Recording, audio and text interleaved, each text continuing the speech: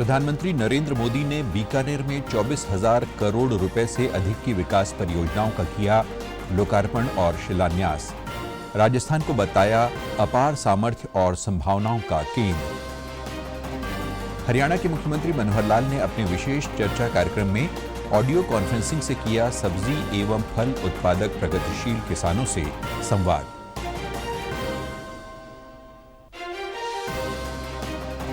और पंजाब सरकार उद्योगपतियों से लेगी फीडबैक। मुख्यमंत्री भगवंत मान ने व्हाट्सएप नंबर और मेल आईडी की जारी।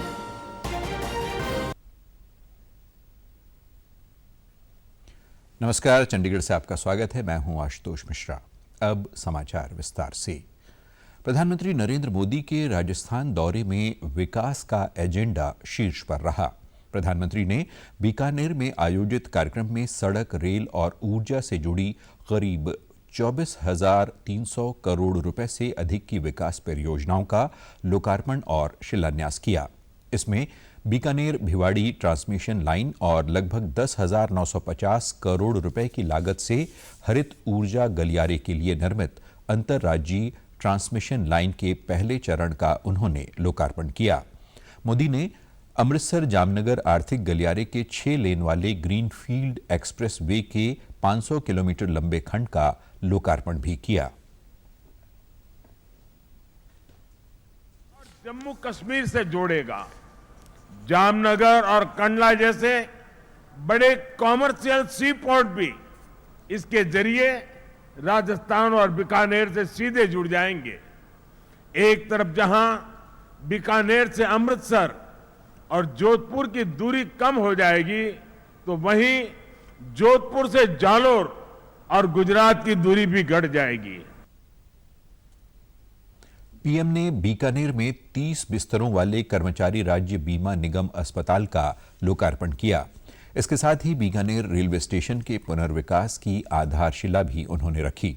उन्होंने 43 किलोमीटर लंबी चूरू रतनगढ़ रेल खंड के दोहरीकरण की आधारशिला भी रखी। इस रेल लाइन के दोहरीकरण से रेल परिवहन सुविधा का विस्तार होगा। राजस्थान में औद्योगिक विकास की अपार संभावनाएं हैं, इसलिए हम यहां कनेक्टिविटी के इंफ्रास्ट्रक्चर को हाईटेक बना रहे हैं।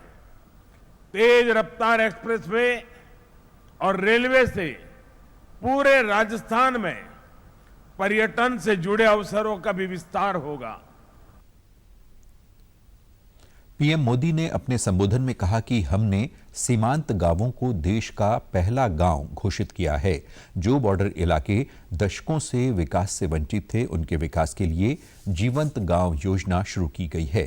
पीएम ने कहा कि राजस्थान अपार सामर्थ्य और संभावनाओं का केंद्र है। यहां औद्योगिक विकास के लिए असीम संभावनाएं हैं, इसलिए यहां कनेक्टिविटी के इंफ्रास्ट्रक्चर को अत्याधुनिक बनाया जा रहा है।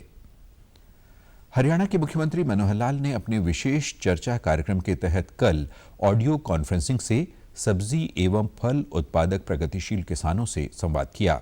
इस दौरान मुख्यमंत्री ने कहा कि प्रदेश में बागवानी क्षेत्र को बढ़ाने के लिए सरकार निरंतर प्रयासरत है। 2030 तक बागवानी क्षेत्र को 22 लाख एकड़ करने और उत्पादन को 3 गुना करने का लक्ष्य निर्धारित किया गया है। बागवानी और खेती मात्र 7 लाख एकड़ अर्थात 7% ही लगभग इसका उपयोग हम करते हैं, लेकिन इसको बढ़ाने की आवश्यकता है। हमने तय किया है कि 2030 तक इसका व्याप बढ़ाया जाए और जो उत्पाद है उसको भी 3 गुना किया जाए। क्षेत्रफल है उसको भी लगभग 3 गुना 20% ले जाने के लिए हम तैयार हैं। 22 लाख एकड़ जमीन पर बागवानी और फल और सब्जी की खेती ये करने के लिए हम आगे बढ़ सकें, ऐसी हमारी योजना है। सीएम ने बताया कि इजराइल और हरियाणा की जलवायु व भूमि में समानताएं हैं, इसलिए हम प्रदेश में फलों, सब्जियों, फूलों की खेती और मधुमक्खी पालन में इजराइल की तकनीक अपना रहे हैं।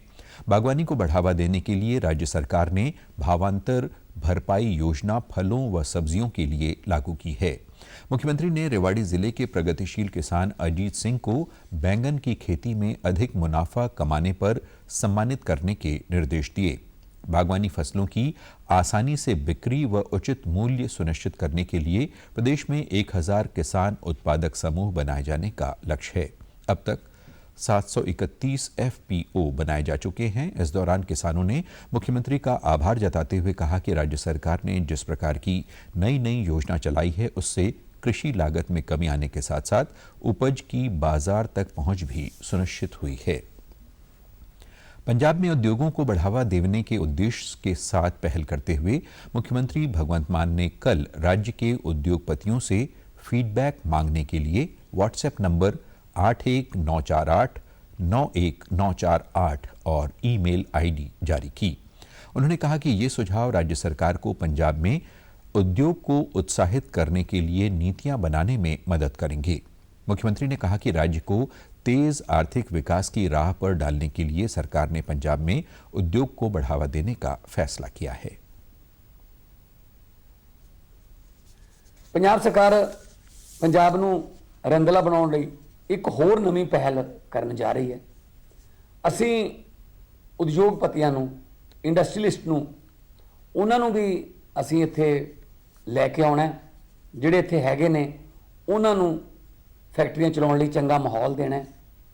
असीं उन्हां दे सुझाव भी मंगदे हां तां कि पंजाब दे विच बिजनस फ्रेंडली इंफ्रास्ट्रक्चर जिहड़ा है वो कायम कर सकीए, उन्हां नूं चंगा माहौल मिले काम करन दा।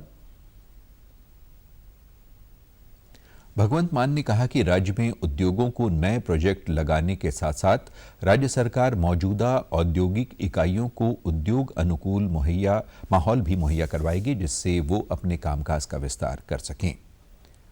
रेल मंत्रालय ने अनुभूति और विस्टा डोम कोचों सहित वातानुकूलित बैठने की सुविधा वाली सभी ट्रेनों की AC चेयर कार और एग्जीक्यूटिव श्रेणी में छूट योजना शुरू की है।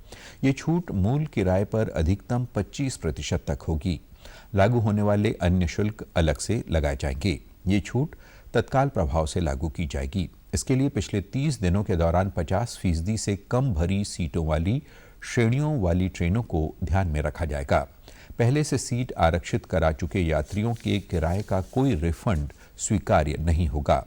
उन ट्रेनों के मामले में जहां किसी विशेष श्रेणी में फ्लेक्सी किराया योजना लागू है और सीटें कम भरती हैं, ऐसे में सीटों को भरने के उपाय के रूप में शुरू में फ्लेक्सी किराया योजना को वापस लिया जा सकता है। छूट की ये योजना अवकाश, त्योहार स्पेशल ट्रेन आदि के रूप में चलाई जाने वाली विशेष ट्रेनों पर लागू नहीं होगी।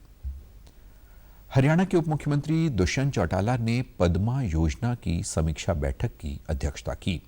इस दौरान उन्होंने अधिकारियों को सुझाव दिया कि पद्मा के तहत जो क्लस्टर बनाए जाते हैं उनकी भूमि की शर्त को 100 एकड़ की बजाय 25 एकड़ कर दिया जाना चाहिए, ताकि अधिक से अधिक निवेशक इसके लिए आवेदन कर सकें।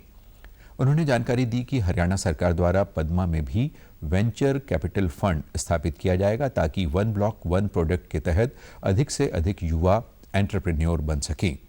बजट में राज्य सरकार ने युवाओं को स्टार्टअप स्थापित करने के लिए प्रोत्साहित करने हेतु 5 करोड़ रुपए तक के 200 करोड़ के वेंचर कैपिटल फंड की योजना बनाई है। ठीक इसी प्रकार पद्मा के प्रति प्रोत्साहित करने के लिए भी वेंचर कैपिटल फंड बनाया जाएगा। उप मुख्यमंत्री ने बताया कि इस वर्ष के बजट में भी अगले 5 वर्षों में पद्मा योजना के लिए 1000 करोड़ रुपए प्रस्तावित हुए हैं, जिससे डिजाइनिंग, ब्रांडिंग, मार्केटिंग और एक्सपोर्ट जैसे नए इनोवेटिव इंसेंटिव पेश किए जाएंगे। और अब मौसम। राष्ट्रीय राजधानी दिल्ली के कई हिस्सों में मूसलाधार बारिश जारी है। मौसम विभाग ने आज के लिए मध्यम से भारी बारिश की संभावना जताई है। विभाग का अनुमान है कि दिल्ली NCR वालों को अभी बारिश से राहत मिलने की उम्मीद नहीं है।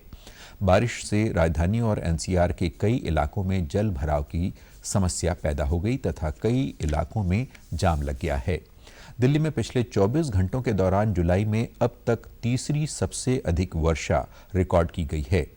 भारत मौसम विज्ञान विभाग के अनुसार नई दिल्ली में 1958 के बाद से 8-9 जुलाई 2023 को तीसरी सबसे अधिक 24 घंटे की बारिश दर्ज की गई। दिल्ली के अलावा हिमाचल प्रदेश, उत्तराखंड, जम्मू कश्मीर, राजस्थान और केरल में भी जमकर बारिश हो रही है। मौसम विभाग ने इन राज्यों में ऑरेंज अलर्ट जारी किया है।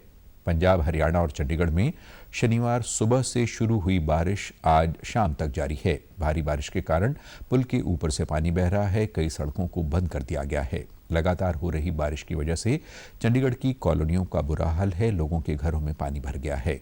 सुखना झील का जलस्तर बढ़ने पर 2 गेटों को खोलकर पानी निकाला गया। चंडीगढ़ प्रशासन ने एहतियातन कई रोड बंद कर दिए हैं। मौसम विभाग ने एक बार फिर चंडीगढ़, रोपड़, मोहाली और फतेहगढ़ साहिब जिलों में भारी बारिश का अलर्ट जारी किया है। और अब खबरें फटाफट।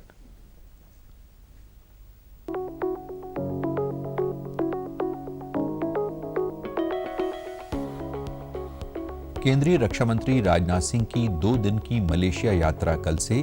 मलेशिया से रक्षा सहयोग और सामरिक भागीदारी बढ़ाना है यात्रा का उद्देश्य।